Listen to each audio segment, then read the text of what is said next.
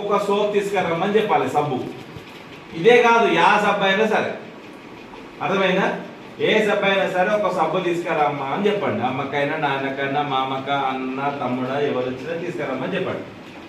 అందరికేమో చాక్లెట్లు ఇవ్వండి, ఈ డబ్బాలనేమో సబ్బు వేయండి. ఏం చేయాలి?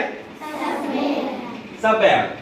ఇవి ఇలా అన్ని ఇప్పుడు నువ్వేస్తావు అందరు వేస్తారు. ఇట్లా వేసినాక ఆ సబ్బులన్నీ నిండుతాయి. అప్పుడు అవన్నీ సబ్బులు ఏం చేస్తుంది మేడం వాళ్ళు?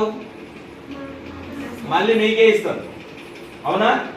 మళ్ళీ మీకే అవసరానికి ఎప్పుడు యూజ్ అయితే అప్పుడు మీరు హ్యాండ్ వాష్ చేసుకుంటప్పుడే కానీ, అక్కడ వాష్రూమ్ వేసి వచ్చినాకనే కానీ, కుక్కర్ని అవి వీటిని ముట్టినప్పుడు, అవి ముట్టినప్పుడు, ఆ గడ్డి గిట్ట అంతా తీసినప్పుడు, చెత్త అంతా పడేసినప్పుడు, ఇలాంటి అప్పుడు సందర్భాలలో హ్యాండ్ వాష్ కోసం సబ్బులన్నీ మనం వాడుకుంటున్నాం.